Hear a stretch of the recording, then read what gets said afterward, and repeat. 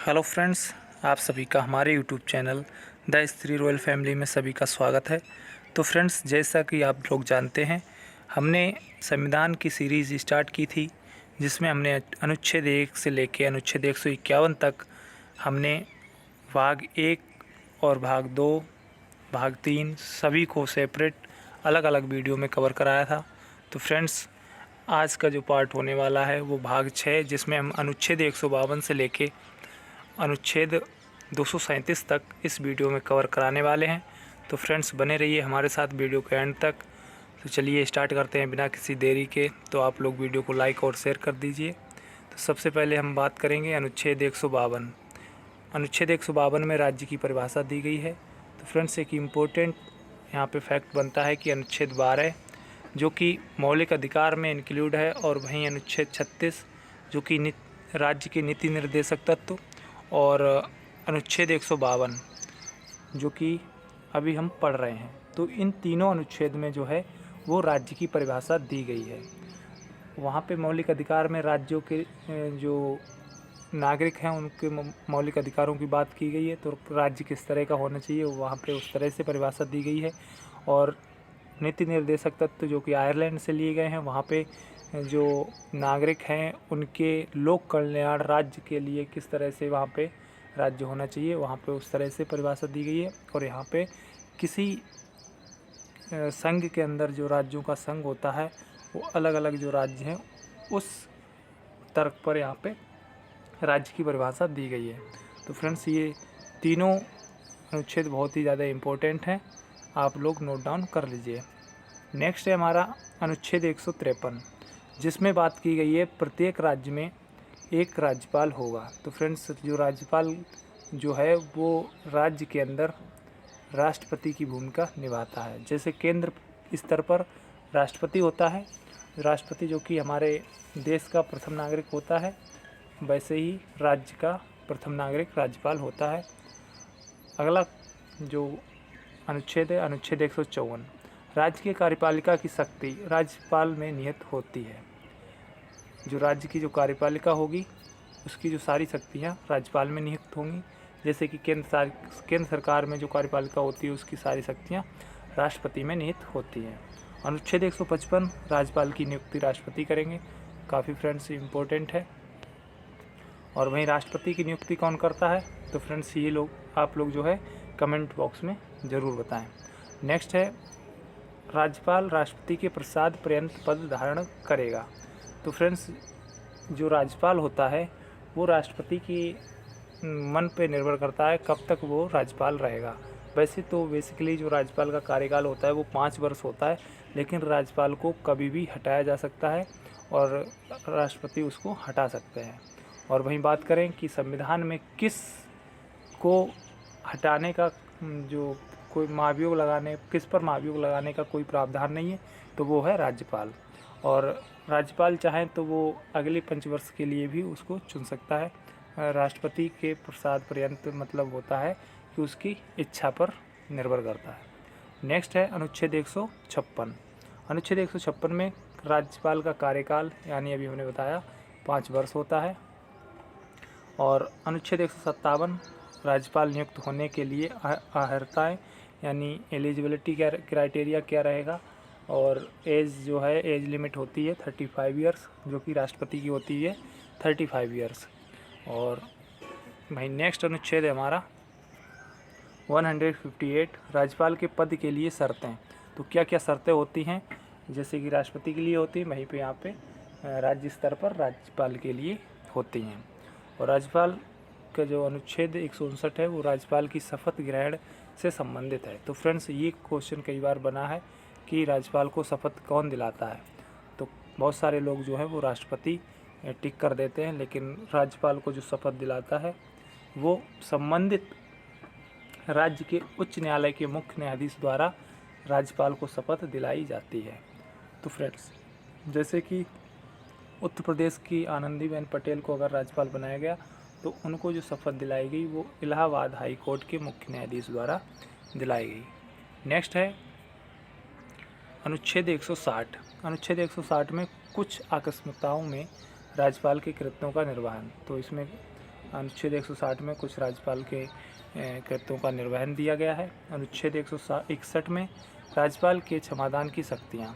तो फ्रेंड्स, राज्यपाल के पास भी क्षमादान की सारी शक्तियाँ होती हैं, सिर्फ 2 शक्तियाँ नहीं होती हैं। एक तो सैन्य कार्रवाई में कोई भी हस्तक्षेप नहीं कर सकते हैं, जो सेना के अंदर जो भी नियम लागू होता है उस पर ये कोई भी हस्तक्षेप नहीं कर सकते। और दूसरी चीज़, किसी भी व्यक्ति के मृत्युदंड को ये क्षमा नहीं कर सकते, जो कि सिर्फ राष्ट्रपति कर सकते हैं।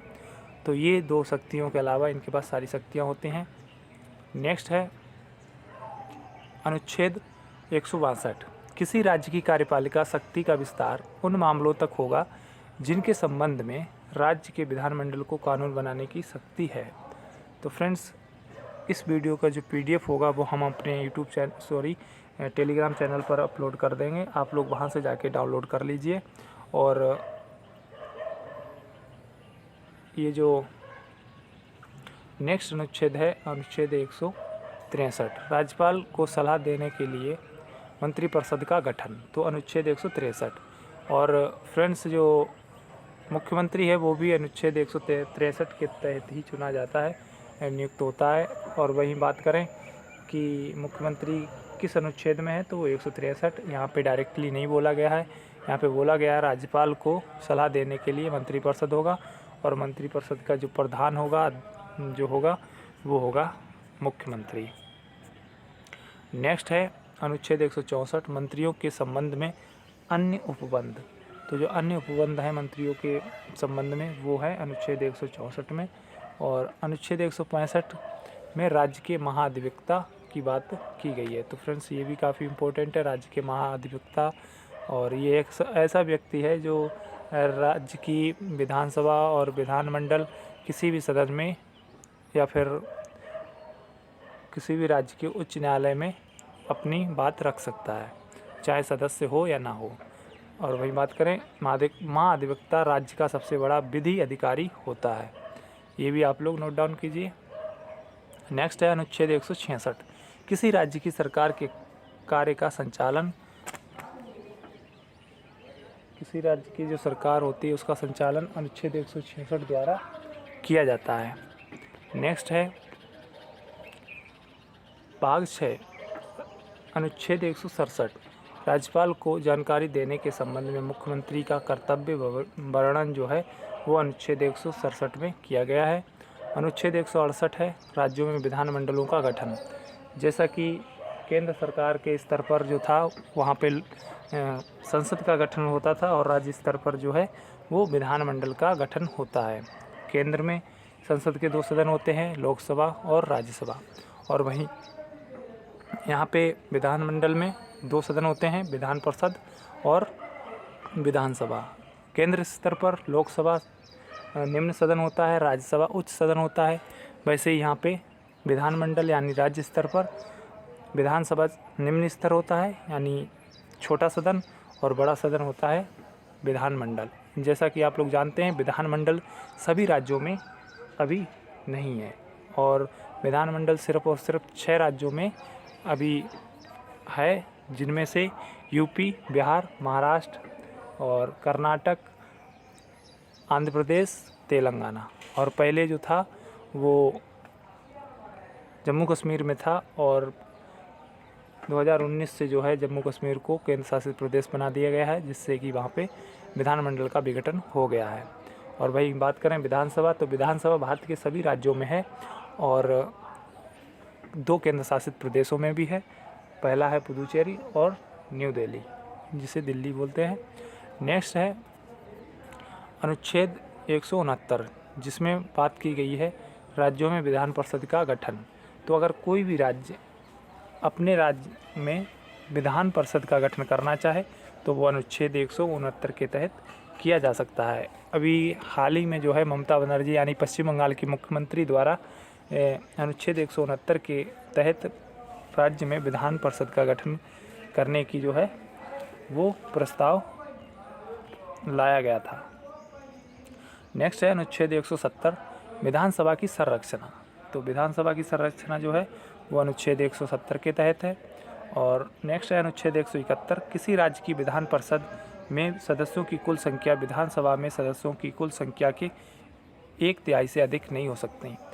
अनुच्छेद 171 ये कहता है कि अगर किसी राज्य में 90 सीटें हैं विधानसभा की, तो उस राज्य में जो विधान परिषद अगर कोई बनाता है अनुच्छेद 169 यानी 169 के तहत, तो 30 सीटों से ज़्यादा उस राज्य में विधान परिषद की सीटें नहीं हो सकती। वैसे सबसे अधिक जो सीटें हैं वो उत्तर प्रदेश में हैं विधान परिषद की 100 सीटें, और वहीं बात करें विधानसभा की सबसे अधिक जो सीटें हैं वो भी उत्तर प्रदेश में हैं अभी 403। नेक्स्ट है अनुच्छेद 172 राज्यों के विधानमंडल की कार्यविधि। जो राज्य के विधानमंडल हैं यानी विधानसभा और विधान परिषद, तो उनकी कार्यविधि जो होगी वो अनुच्छेद 172 के द्वारा निर्धारित की जाएगी। अनुच्छेद 173 कहता है कि राज्य विधानमंडल के सदस्य बनने की योग्यता, तो जो राज्य के विधानमंडल हैं उनके सदस्य बनने की जो योग्यता है वो अनुच्छेद 173 में दी गई है। अनुच्छेद 174 राज्य विधानमंडल के सत्र संबोधन, सत्रावान और विघटन, तो अनुच्छेद 174 में दिया गया है। जैसा कि राष्ट्रपति संसद को संबोधन करते हैं, उन संसद का विघटन कर सकते हैं, वैसे ही यहाँ पे राज्यपाल जो है वो विधानमंडल के सत्र को संबोधन और विघटन कर सकता है। अगला है अनुच्छेद 175 राज्यपाल विधानसभा या विधान परिषद वाले राज्य के मामले में राज्य के विधानमंडल के किसी भी सदन या एक साथ दोनों सदनों को संबोधित कर सकता है। तो जो दोनों सदनों को संबोधित करने की जो शक्ति है वो अनुच्छेद 175 के तहत मिलती है इसको राज्यपाल को। अगला है अनुच्छेद 176 जिसमें राज्यपाल विधानसभा और विधान परिषद के पहले सत्र को संबोधन करेंगे, विधानमंडल को उसके आह्वान का कारण बताएंगे। अनुच्छेद 176 के तहत अनुच्छेद 177 कहता है राज्यों के मंत्रियों और महाधिवक्ता को राज्य विधानमंडल में बोलने और भाग लेने का अधिकार होता है, अनुच्छेद 177 के तहत। अगला है अनुच्छेद 178 कहता है विधानसभा के अध्यक्ष और उपाध्यक्ष की नियुक्ति के संबंध में प्रावधान जो है वो अनुच्छेद 178 के तहत होते हैं। जैसा कि वहाँ पे लोकसभा के अध्यक्ष और उपाध्यक्ष होते हैं, वैसे यहाँ पे विधानसभा के जो भी हर राज्य के अंदर विधानसभा होती है उस विधानसभा के अध्यक्ष और उपाध्यक्ष की नियुक्ति के संबंध में प्रावधान दिए गए हैं। अगला है अनुच्छेद 179 जिसमें बात की गई है विधानसभा के अध्यक्ष और उपाध्यक्ष के पद रिक्त होने, पद त्याग देने या पद से हटाए जाने से संबंध प्रावधान जो हैं वो अनुच्छेद 179 में है। और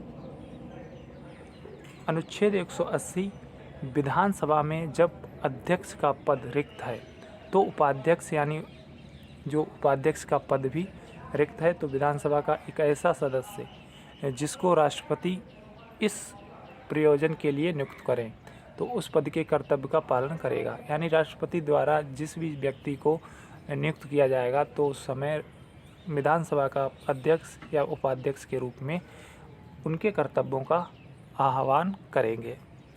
नेक्स्ट है अनुच्छेद 181 यदि विधानमंडल के अध्यक्ष को पद से हटाने से संबंधित कोई प्रस्ताव विचाराधीन हो तो वह सदन की अध्यक्षता नहीं कर सकता। यानी अगर कोई संदिग्ध अध्यक्ष होता है जो विधानसभा का अध्यक्ष है माना कोई, तो अगर उस पर कोई भी कार्रवाई होती है, कोई भी प्रस्ताव आता है उसके अगेंस्ट, तो उस समय वो अध्यक्षता नहीं कर सकता। ये किस अनुच्छेद में कहा गया है?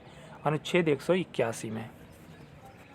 वहीं अगला है अनुच्छेद 182 विधान परिषद के सभापति और उपसभापति। जो विधान परिषद है यानी एक हो गया विधानसभा और दूसरा हो गया विधान परिषद, जो कि सिर्फ 6 राज्यों में अभी है। तो इसके सभापति और उपसभापति का जो विवरण है वो अनुच्छेद 182 में दिया गया। अनुच्छेद 183 कहता है राज्य विधानमंडल में अध्यक्ष और उपाध्यक्ष के कार्यकाल के अवकाश और इस्तीफे से पद से हटाने के बारे में बताता है।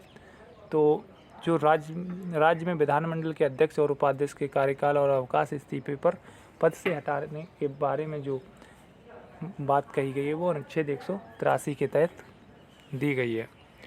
अगला है अनुच्छेद 184 विधान परिषद में अध्यक्ष का पद रिक्त होने पर कार्यालय के कर्तव्यों का पालन उपसभापति द्वारा, यदि उपसभापति का पद भी रिक्त हो तो विधान परिषद के ऐसे सदस्य द्वारा किया जाएगा जिसे राज्यपाल द्वारा नियुक्त किया गया हो। फ्रेंड्स, इसमें इतना ही डिफरेंस है विधान परिषद और विधानसभा में। अगर विधानसभा में ऐसी कंडीशन बनती है तो राष्ट्रपति द्वारा जो योग्य व्यक्ति चुना गया वो अध्यक्ष का कार्य निर्वहन करेगा, और यहाँ विधान परिषद में राज्यपाल द्वारा। तो फ्रेंड्स, ये दोनों इम्पोर्टेंट हैं, इन दोनों का डिफरेंस हो सकता है स्टेटमेंट वाइज क्वेश्चन पूछ लिया जाए। नेक्स्ट है अनुच्छेद 185। राज्य विधान परिषद में यदि सभापति के पद से हटाने का कोई प्रस्ताव आता है तो विधान परिषद में बोलने और उसकी कार्यवाही में भाग लेने का अधिकार होगा। तो फ्रेंड्स, ये भी अपोजिट स्टेटमेंट है दोनों का।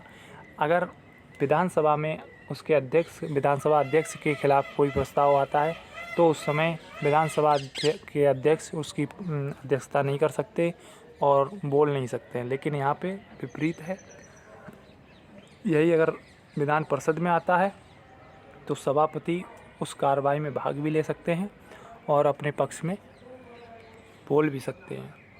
अनुच्छेद 186 विधानसभा के अध्यक्ष और उपाध्यक्ष, विधान परिषद के सभापति और उपसभापति के वेतन, यानी विधानसभा के अध्यक्ष, उपाध्यक्ष और विधान परिषद यानी दोनों विधान मंडलों के जो अध्यक्ष और उपाध्यक्ष, सभापति और उपसभापति के जो वेतन और भत्ते हैं उनका जो विवरण है वो अनुच्छेद 186 में दिया गया है। नेक्स्ट है अनुच्छेद 187 राज्यों और राज्य विधानमंडल का सचिवालय का प्रावधान। जो राज्य विधानमंडल का जो सचिवालय है यानी जहाँ पर भी बैठक मीटिंग होगी उस चीज़ का जो अनुच्छेद 187 में विवरण दिया गया है। अगला है अनुच्छेद 188 राज्य की विधानसभा या विधान परिषद के सदस्यों द्वारा शपथ ग्रहण जो है वो अनुच्छेद 188 में है। अनुच्छेद 189 राज्य के सदनों में मतदान या रिक्तियों के होते हुए भी कार्य करने का सदनों को अधिकार है, और गणपूर्ति का विवरण जो है वो अनुच्छेद 189 में दिया गया है। अगला है अनुच्छेद 190 कोई व्यक्ति राज्य के दोनों सदनों का सदस्य एक साथ नहीं हो सकता। तो फ्रेंड्स, ये भी काफ़ी इम्पोर्टेंट है। अनुच्छेद 190 कहता है कि विधानमंडल में कोई भी व्यक्ति दोनों विधानमंडलों का एक बार में सदस्य नहीं हो सकता, एक बार में किसी एक का ही सदस्य हो सकता है। अगला है अनुच्छेद 191 किसी राज्य की विधानसभा या विधान परिषद की सदस्यता के लिए अयोग्यता से संबंधित कोई व्यक्ति अयोग्य है तो वो अनुच्छेद 191 के तहत अयोग्य ठहराया जाएगा। अगला है अनुच्छेद 192 विधानमंडल के किसी भी सदस्य के अयोग्यता से संबंधित प्रश्न उठता है तो उस पर राज्यपाल निर्णय लेता है और राज्यपाल का निर्णय अंतिम निर्णय माना जाता है। जैसे कि फ्रेंड्स, लोकसभा और विधानसभा के संबंध में अगर कोई भी सदस्य योग्यता से संबंधित प्रश्न उठता है तो वहाँ पे राष्ट्रपति का निर्णय अंतिम निर्णय माना जाता है। वहीं यहाँ राज्य के अंदर जो है वो राज्यपाल का निर्णय अंतिम निर्णय माना जाता है, और ये अनुच्छेद 192 के तहत कहा गया है। अनुच्छेद 193 कहता है राज्य विधानमंडल में भाग लेने या मतदान करने वाले अयोग्य सदस्य के लिए दंड निर्धारित किया गया है। तो जो अयोग्य सदस्य जो हैं चोरी चुपके या फिर किसी भी तरह से फ्रॉडगिरी करके जो भाग लेते हैं विधानमंडल में, उनको दंड दिया जाता है अनुच्छेद 193 के तहत। अनुच्छेद 194 कहता है राज्य विधानमंडलों के सदस्यों को कुछ विशेष अधिकार प्राप्त हैं ताकि वो बिना किसी बाधा के अपने संसदीय कर्तव्य का पालन कर सकें। अगला है अनुच्छेद 195 राज्य विधानमंडल के सदस्यों के वेतन और भत्ते। ये जो विधानमंडल के सदस्यों के वेतन और भत्ते जो दिए जाते हैं वो अनुच्छेद 195 में इसका विवरण दिया गया है। अगला है अनुच्छेद 196 किसी राज्य के विधानमंडल में विधेयक पेश करने और पारित करने से संबंधित जो प्रावधान है वो अनुच्छेद 196 में दिया गया है। और अगला अनुच्छेद 197 जिसमें धन विधेयक के अलावा अन्य विधेयकों के संबंध में विधान परिषद की शक्तियों पर प्रतिबंध से संबंधित अनुच्छेद 197। अनुच्छेद 198 राज्य के विधानसभा में धन विधेयक पेश नहीं किया जाएगा। जो राज्य की विधानसभा में कोई भी धन विधेयक पेश नहीं किया जाएगा, ये अनुच्छेद 198 कहता है।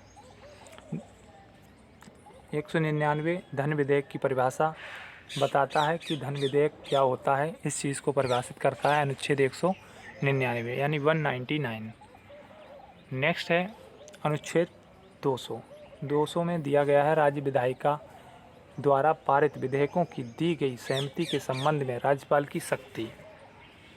तो जो राज्यपाल की शक्ति है वो राज्य विधायिका के पारित विधेयकों की दी गई शक्ति के संबंध में ये अनुच्छेद 200 में इसका विवरण है। अगला है अनुच्छेद 201। तो फ्रेंड्स अनुच्छेद 201 में विचार के लिए आरक्षित विधेयक बिल रिजर्व फॉर कंसीडरेशन से संबंधित हैं। तो कोई भी बिल जो है उसका पुनर्विचार के लिए जो बिल है वो अनुच्छेद 201 कहता है। अगला है राज्यपाल द्वारा राज्य के कुछ विधेयक को कुछ ही समय के लिए राष्ट्रपति के विचार के लिए आरक्षित करने से संबंधित ये अनुच्छेद 201 है। अनुच्छेद 202 राज्य का वार्षिक वित्तीय विवरण। जैसे कि अनुच्छेद 112 के तहत हमारी केंद्र सरकार यानी वित्त मंत्री निर्मला सीतारमण हर सालाना फरवरी को अपना वार्षिक बजट पेश करते हैं, कितना खर्चा हुआ और कितना अर्निंग हुई यानी व्यय और आय। वैसे ही सभी राज्य अपना बजट पेश करते हैं विधानसभा में अनुच्छेद 202 के तहत।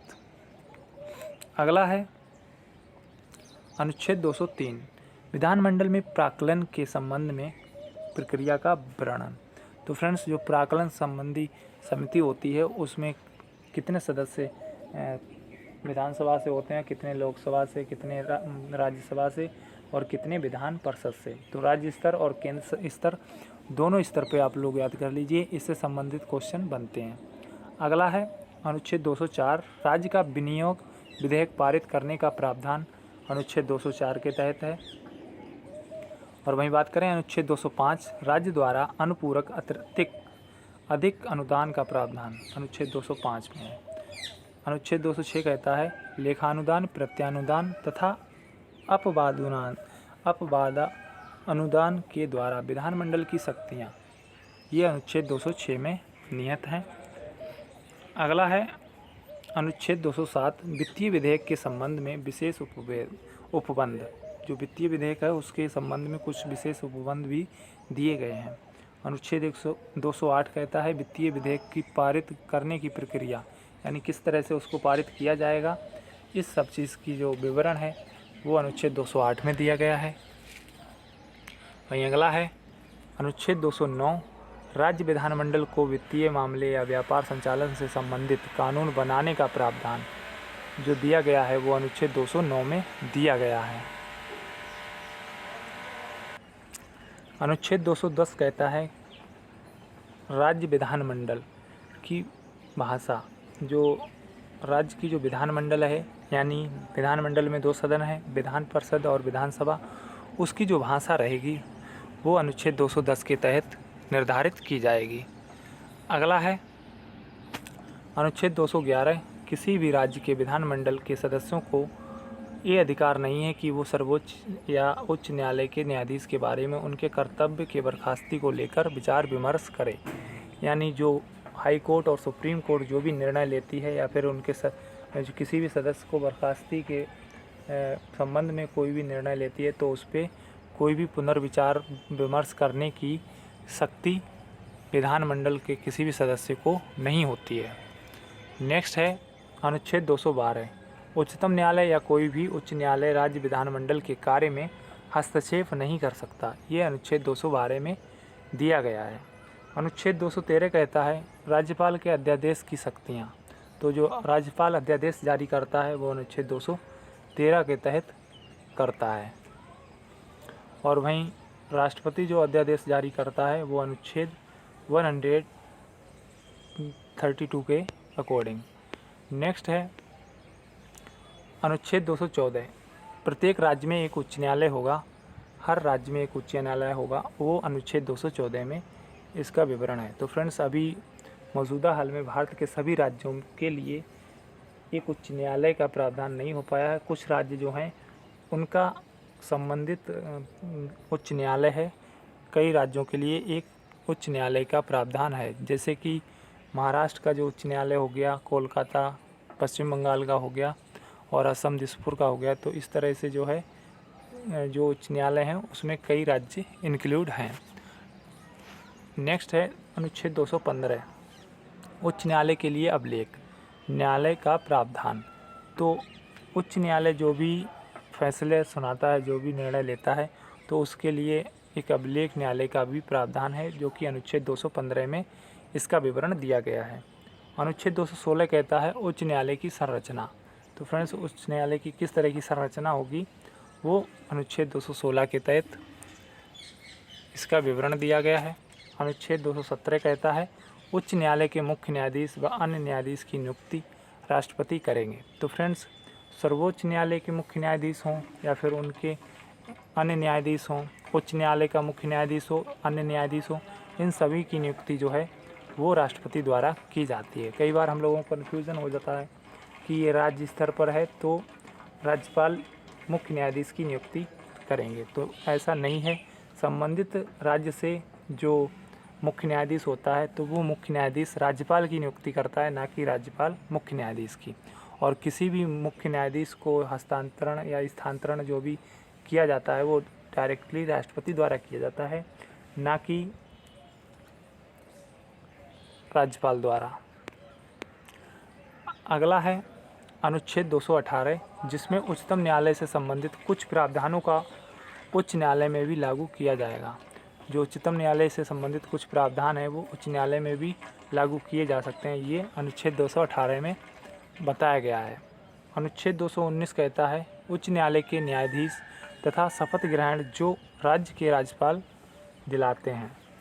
उच्च न्यायालय के जो न्यायाधीश हैं, न्यायाधीश द्वारा अभी हमने इसको विस्तार से बताया था, तो वो संबंधित राज्य से उच्च न्यायालय के मुख्य न्यायाधीश ही उस राज्य के राज्यपाल को शपथ ग्रहण कराते हैं अनुच्छेद 219 के तहत।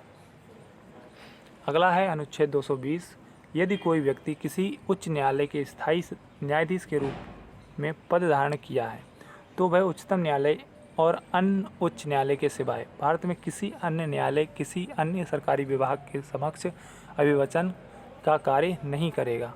यानी जो उच्च न्यायालय या स्थायी न्यायाधीश के रूप में एक बार कार्य कर लिया तो वो उच्च न्यायालय या फिर सुप्रीम कोर्ट, हाई कोर्ट या फिर किसी भी गवर्नमेंट सर्वेंट के रूप में कार्य नहीं कर सकता। ये अनुच्छेद 220 में बोला गया है। अनुच्छेद 221 बोलता है उच्च न्यायालय के मुख्य न्यायाधीश व अन्य न्यायाधीश के वेतन और भत्ते। तो ये जो है राज्य की संचित निधि द्वारा दिए जाते हैं इनके वेतन भत्ते, और ये अनुच्छेद 221 में इसका प्रावधान है। अगला है अनुच्छेद 222 यानी 222, उच्च न्यायालय के न्यायाधीशों का एक उच्च न्यायालय से दूसरे उच्च न्यायालय में स्थानांतरण का प्रावधान, जो कि राष्ट्रपति द्वारा किया जाता है और अनुच्छेद 222 के तहत किया जाता है। तो फ्रेंड्स, ये भी काफ़ी इम्पोर्टेंट क्वेश्चन है। अगला है अनुच्छेद 223, राष्ट्रपति द्वारा राज्य के उच्च न्यायालय में मुख्य न्यायाधीश के ना होने पर कार्यकारी मुख्य न्यायाधीश की नियुक्ति करने का अधिकार। तो ये राष्ट्रपति को ये अधिकार होता है कि अगर किसी भी उच्च न्यायालय में मुख्य न्यायाधीश नहीं है तो उसका कार्यकारी अगर मुख्य न्यायाधीश चुना जाए तो ये चुनने का जो अधिकार है वो सिर्फ और सिर्फ राष्ट्रपति के पास ही है। अगला है अनुच्छेद 224, राज्य के उच्च न्यायालय में तथार्थ न्यायाधीश एडहॉक जज की नियुक्ति। तो फ्रेंड्स, एडहॉक जज में कितने जज होते हैं और ये कब बनाई जाती है इसका भी आप लोग सर्च कर लीजिए और इसको विस्तार से कंप्लीट कर लीजिए, इससे संबंधित क्वेश्चन बनता है। अगला है अनुच्छेद 225। अनुच्छेद 225 में उच्च न्यायालय की कार्यवाही और उच्च न्यायालय से संबंधित अन्य मामलों पर नियम बनाने का अधिकार देता है। अगला है अनुच्छेद 226, उच्च न्यायालय मौलिक अधिकार के संरक्षण के लिए रिट जारी करेगा। तो फ्रेंड्स, उच्च न्यायालय और सर्वोच्च न्यायालय में जो अगर किसी मामले में उच्च न्यायालय के पास सबसे ज़्यादा शक्ति हैं तो वो रिट जारी करने के मामले में, यानी मौलिक अधिकार के मामले में जो रिट जारी करता है 5 तरीके की, तो वो जो है वो राज्य यानी उच्च न्यायालय करता है। अगला है अनुच्छेद 227, उच्च न्यायालयों का उस क्षेत्र के सभी न्यायालयों और न्यायाधिकरणों ट्रिब्यूनल पर अधीक्षण की शक्ति देता है। अनुच्छेद 227 के तहत। अनुच्छेद 228 कुछ मामलों को उच्च न्यायालय में हस्तांतरित करने से संबंधित, कुछ मामले जो हैं वो उच्च न्यायालय में भी हस्तांतरित किए जा सकते हैं, तो वो अनुच्छेद 228 में इसका विवरण दिया गया है। नेक्स्ट है अनुच्छेद 229, किसी उच्च न्यायालय के अधिकारियों और सेवकों की नियुक्ति उच्च न्यायालय के मुख्य न्यायाधीश करेंगे और प्रशासनिक व्यय का प्रावधान भी उसकी देखरेख किस तरह से होगा, इस चीज़ का संचालन भी उस उच्च न्यायालय के मुख्य न्यायाधीश द्वारा किया जाएगा। तो ये अनुच्छेद 229 कहता है। अनुच्छेद 230 कहता है कि संसद विधि द्वारा किसी संघ राज्य क्षेत्र पर किसी उच्च न्यायालय के अधिकार क्षेत्र का विस्तार कर सकेगी। कोई नई उच्च न्यायालय बनाना या किसी उच्च न्यायालय का विस्तार करना, ये सभी जो शक्ति है वो संसद विधि द्वारा संसद के पास है, जो कि अनुच्छेद 230 में प्रावधान है। अगला है अनुच्छेद 231, 2 या 2 से अधिक राज्यों के लिए एक सामान्य उच्च न्यायालय स्थापित की जा सकती है। तो फ्रेंड्स, अभी हाल ही में मुंबई हाई कोर्ट हो गया, या फिर तमिलनाडु हाई कोर्ट हो गया, या कोलकाता हाई कोर्ट हो गया, डिब्रूगढ़ हाई कोर्ट हो गया, तो ऐसी कई सारी हाई कोर्ट हैं, चंडीगढ़ जो कि हरियाणा पंजाब के लिए है। तो इस तरह से जो है 2 या 2 से अधिक राज्यों के लिए एक सामान्य उच्च न्यायालय स्थापित की जा सकती है। तो ये अनुच्छेद 231 बोलता है। अनुच्छेद 233 कहता है सभी राज्य के सभी जिला में एक जिला न्यायालय का गठन और संरचना की जाएगी।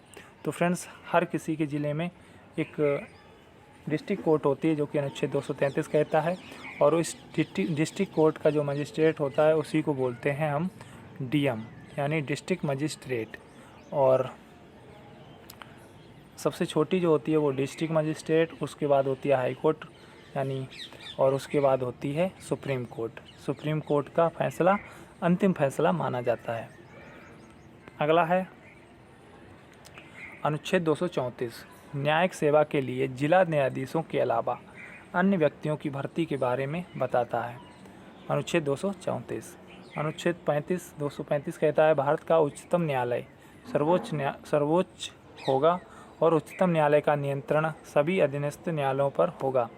इसका मतलब ये है कि भारत का जो उच्चतम न्यायालय है वो सर्वोच्च रहेगा, और इसका सभी उच्च न्यायालय और जिला न्यायालय जो भी डिस्ट्रिक्ट हाई कोर्ट हैं, इन सभी पर इसका अधीनस्थ न्यायालय होगा, यानी नियंत्रण बना रहेगा, जो कि अनुच्छेद 235 कहता है।